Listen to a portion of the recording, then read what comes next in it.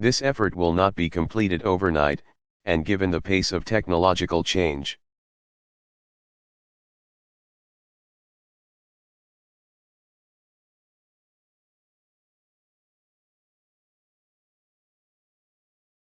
we shouldn't expect this to be the last time America has this debate.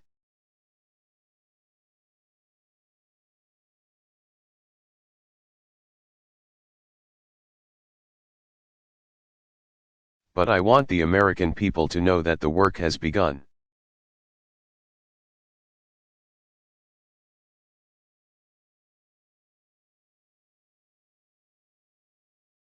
Over the last 6 months, I created an outside review group on intelligence.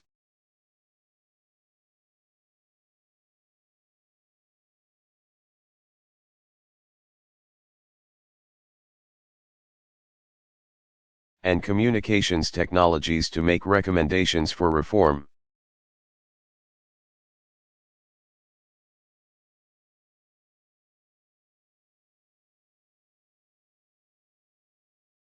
I consulted with the Privacy and Civil Liberties Oversight Board, created by Congress.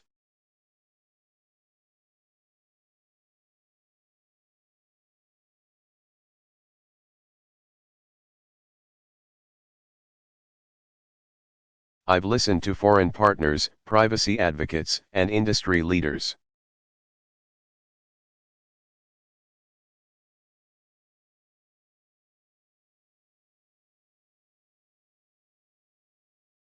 My administration has spent countless hours considering how to approach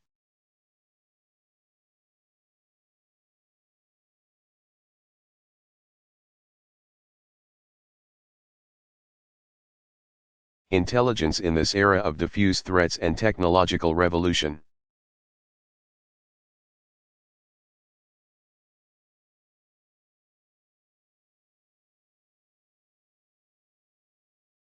So before outlining specific changes that I've ordered,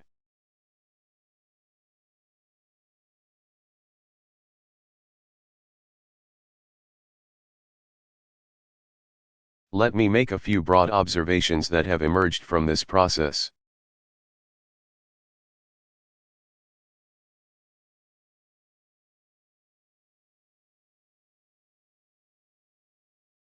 First, everyone who has looked at these problems, including skeptics of existing programs,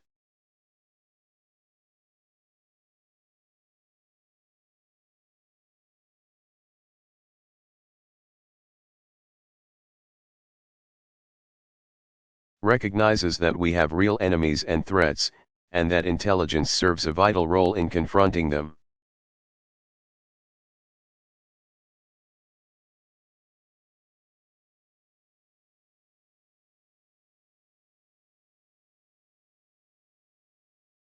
We cannot prevent terrorist attacks or cyber threats without some capability to penetrate digital communications.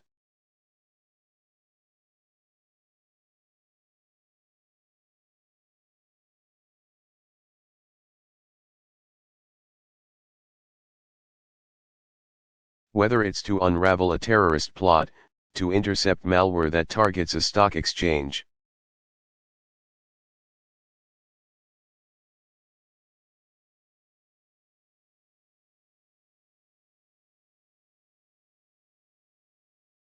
to make sure air traffic control systems are not compromised, or to ensure that hackers do not empty your bank accounts.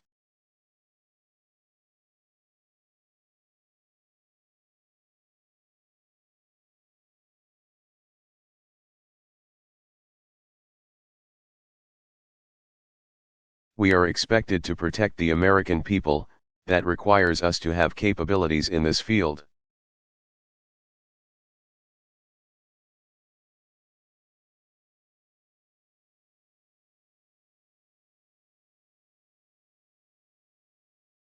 Moreover, we cannot unilaterally disarm our intelligence agencies.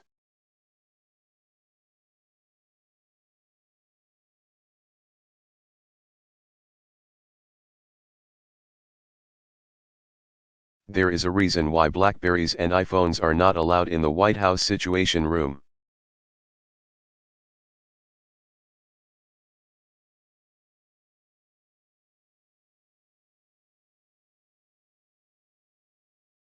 We know that the intelligence services of other countries, including some who feign surprise over the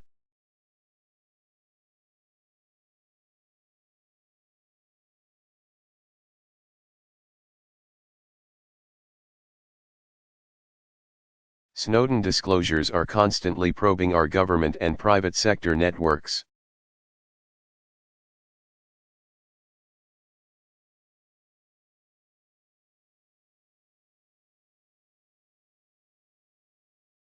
And accelerating programs to listen to our conversations, and intercept our emails, and compromise our systems. We know that.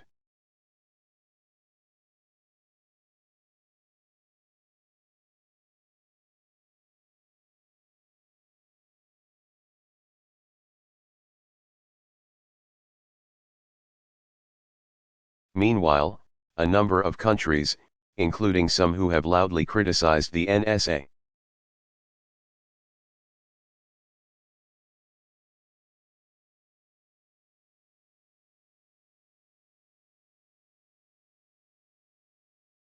privately acknowledge that America has special responsibilities as the world's only superpower.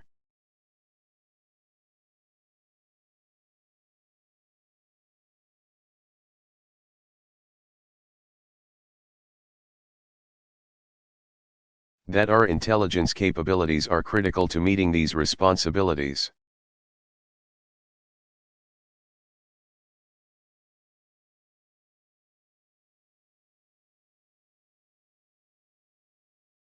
And that they themselves have relied on the information we obtain to protect their own people.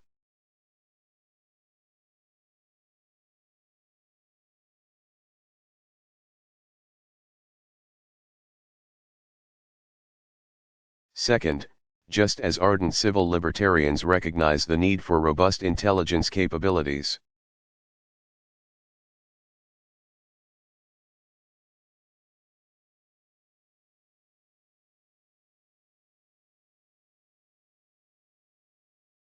those with responsibilities for our national security readily acknowledge the potential for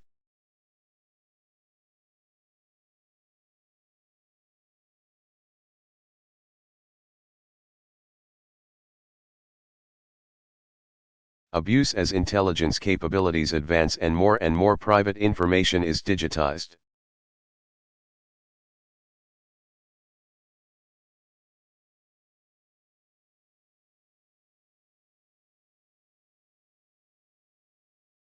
After all, the folks at NSA and other intelligence agencies are our neighbors.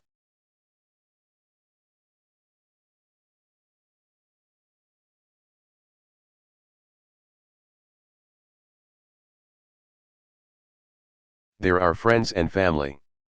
They've got electronic bank and medical records like everybody else.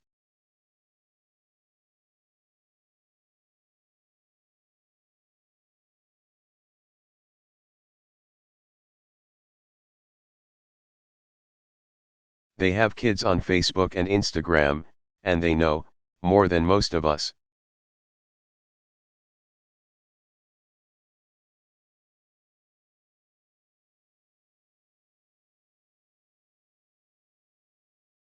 The vulnerabilities to privacy that exist in a world where transactions are recorded, and emails and text and messages are stored.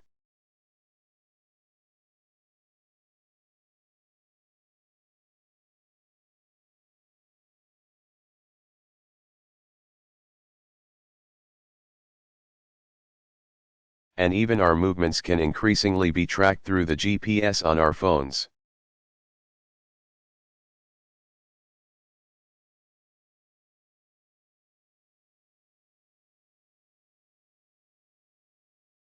Third, there was a recognition by all who participated in these reviews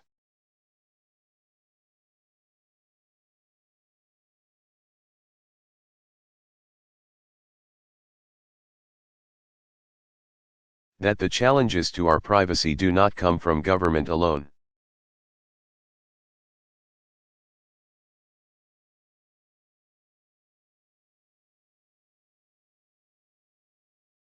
Corporations of all shapes and sizes track what you buy, store and analyze our data.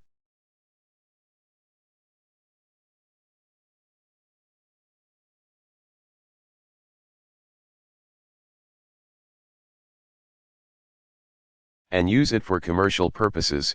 That's how those targeted ads pop up on your computer and your smartphone periodically.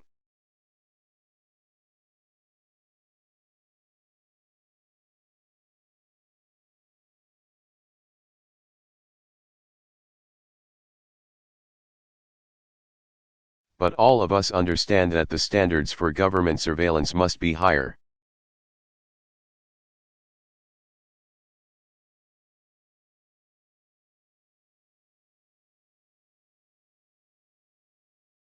Given the unique power of the state, it is not enough for leaders to say,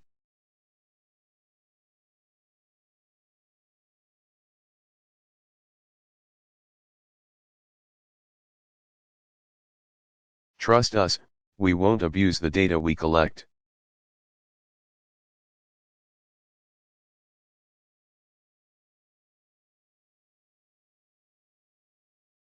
For history has too many examples when that trust has been breached.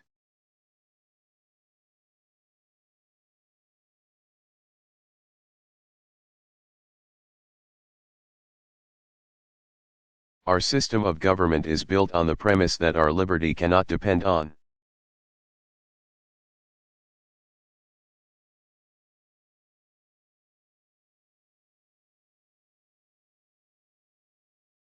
the good intentions of those in power. It depends on the law to constrain those in power.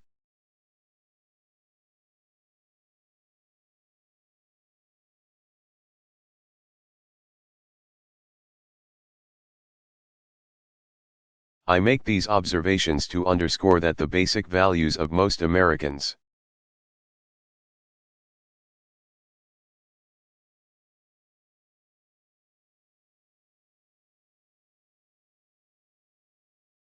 when it comes to questions of surveillance and privacy, converge a lot more than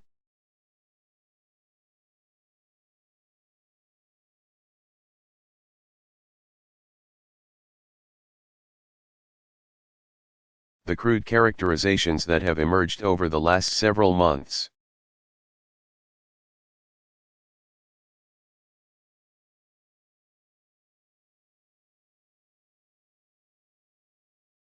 Those who are troubled by our existing programs are not interested in repeating the tragedy of 9/11.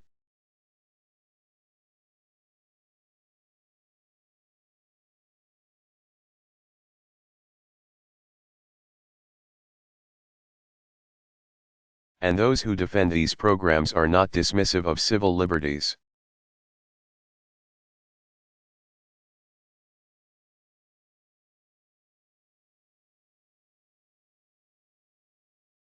The challenge is getting the details right, and that is not simple.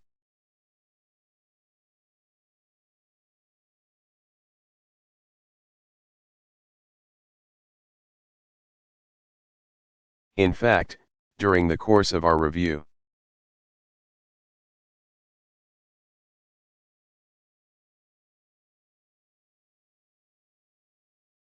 I have often reminded myself I would not be where I am today were it not for the courage of dissidents like Dr.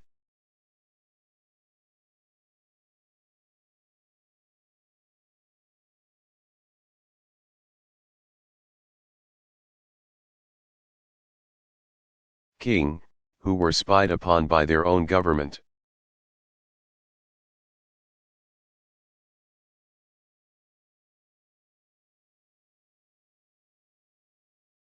And as president, a president who looks at intelligence every morning.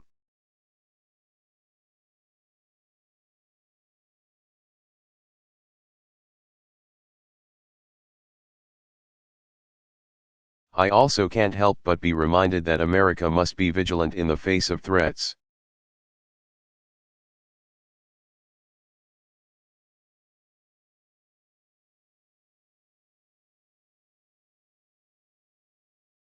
Fortunately, by focusing on facts and specifics rather than speculation and hypotheticals.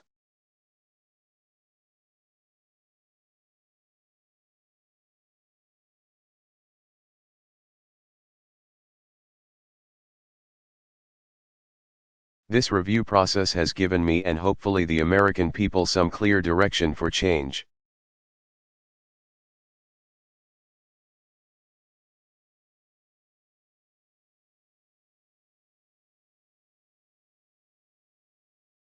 And today, I can announce a series of concrete and substantial reforms that my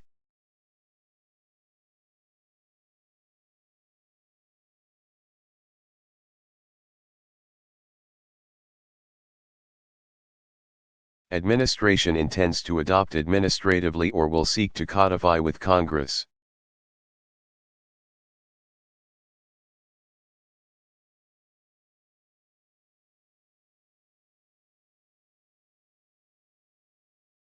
First, I have approved a new presidential directive for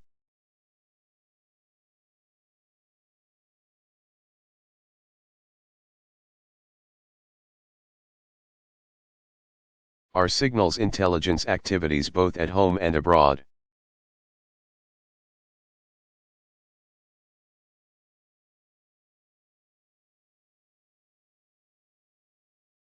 This guidance will strengthen executive branch oversight of our intelligence activities.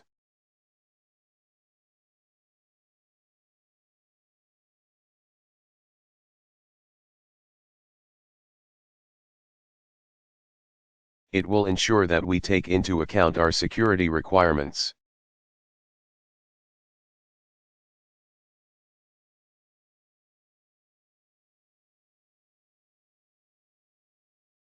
But also our alliances, our trade and investment relationships, including the concerns of American companies.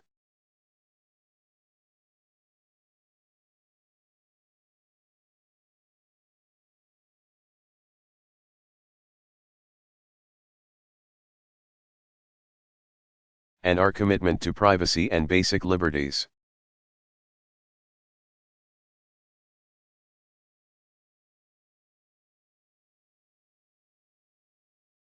And we will review decisions about intelligence priorities and sensitive targets on an annual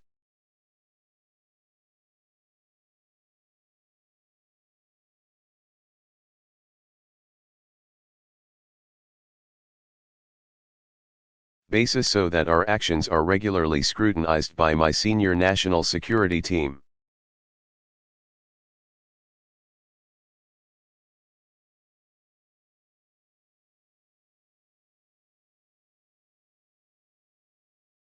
Second, we will reform programs and procedures in place to provide greater transparency to our surveillance activities.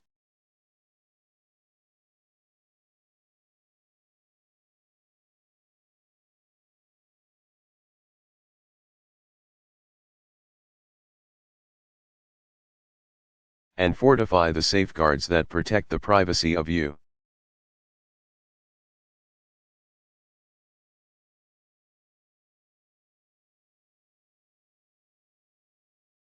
As persons. Since we began this review, including information being released today.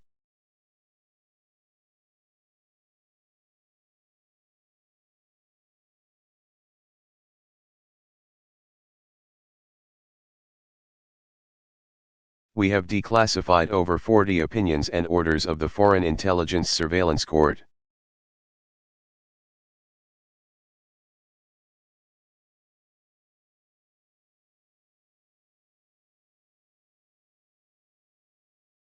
Which provides judicial review of some of our most sensitive intelligence activities, including the section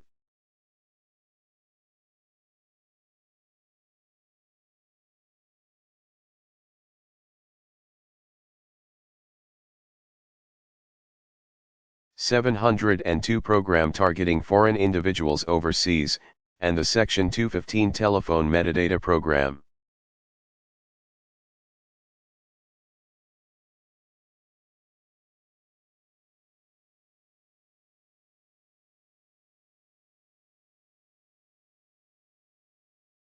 And going forward, I'm directing the Director of National Intelligence, in consultation with the Attorney General,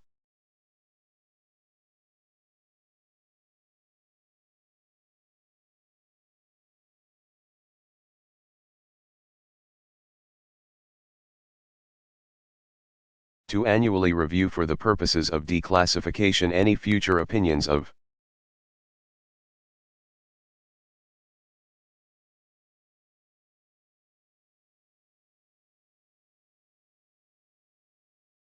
the court with broad privacy implications, and to report to me and to Congress on these efforts.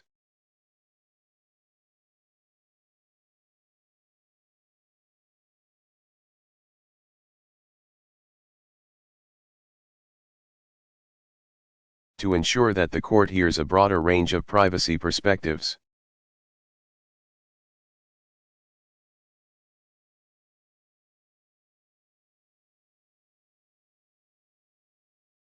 I am also calling on Congress to authorize the establishment of a panel of advocates from outside government to provide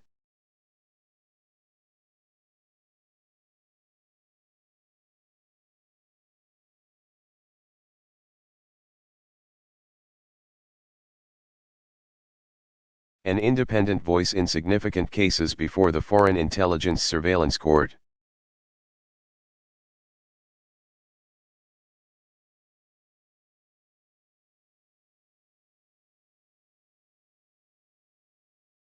Third, we will provide additional protections for activities conducted under Section 702.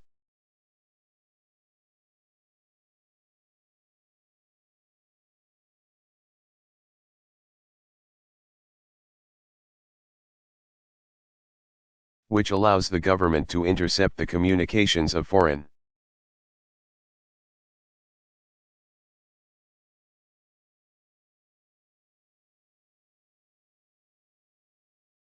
targets overseas who have information that's important for our national security.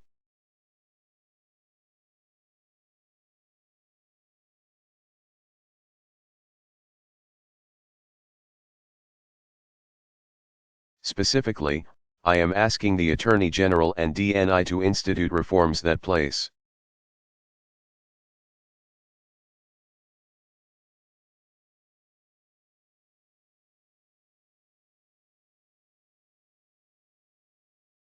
additional restrictions on government's ability to retain, search,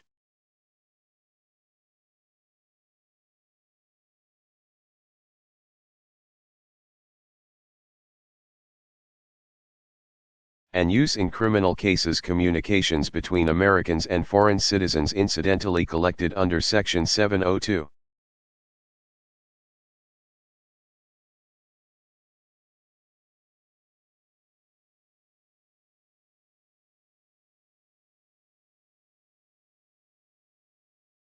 Fourth, in investigating threats, the FBI also relies on what's called national security letters.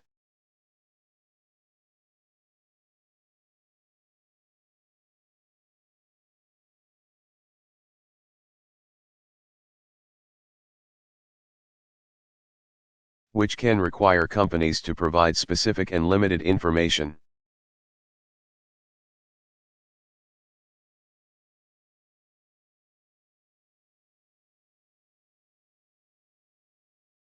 To the government without disclosing the orders to the subject of the investigation.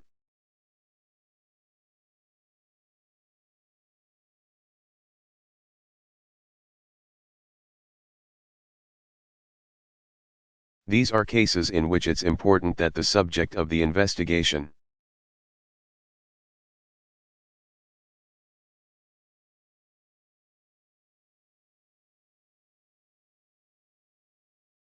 such as a possible terrorist or spy, isn't tipped off.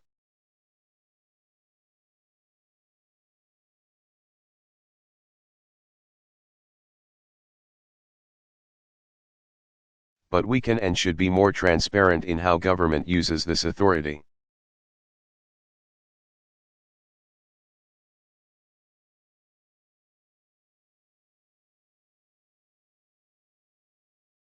I have therefore directed the Attorney General to amend how we use national security.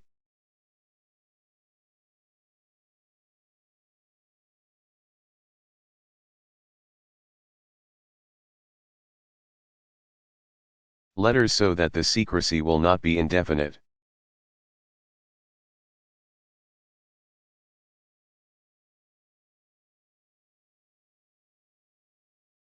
So that it will terminate within a fixed time unless the government demonstrates a real need for further secrecy.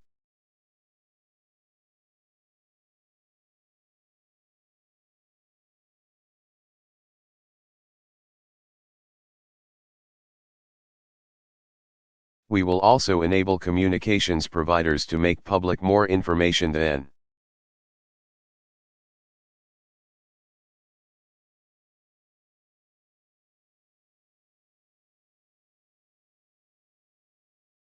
ever before about the orders that they have received to provide data to the government.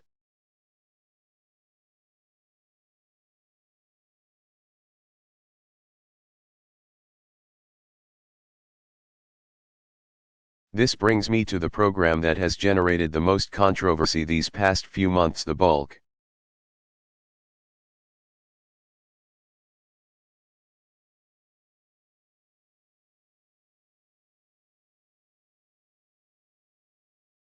Collection of telephone records under Section 215. Let me repeat what I said when this story first broke.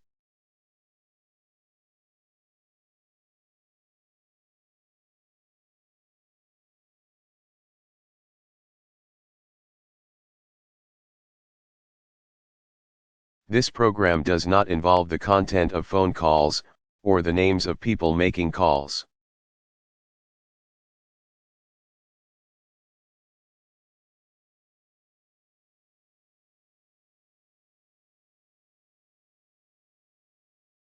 Instead, it provides a record of phone numbers and the times and lengths of calls, metadata that can be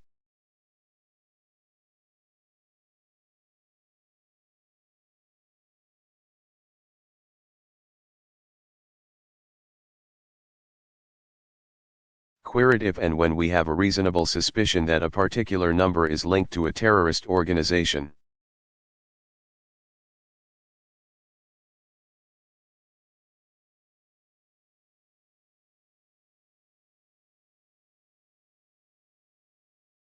Why is this necessary?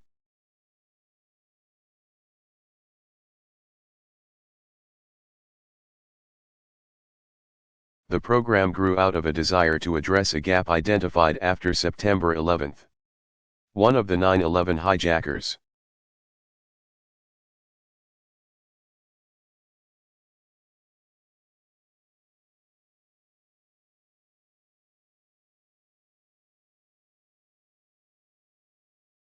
Khalid al-Mihdhar made a phone call from San Diego to a known al-Qaeda safe house in Yemen.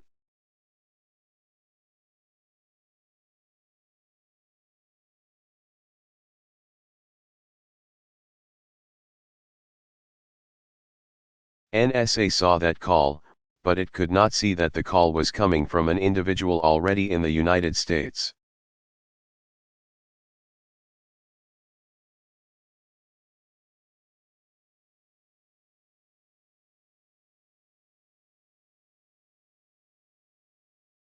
The telephone metadata program under Section 215 was designed to map the communications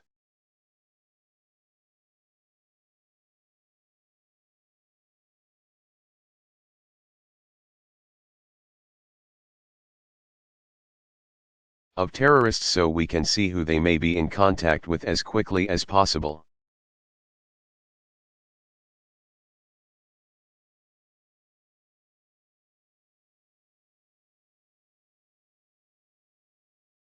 And this capability could also prove valuable in a crisis.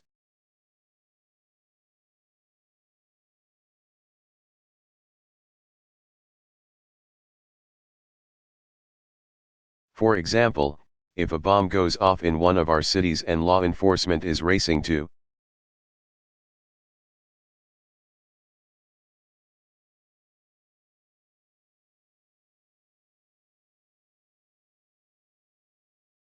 determine whether a network is poised to conduct additional attacks, time is of the essence.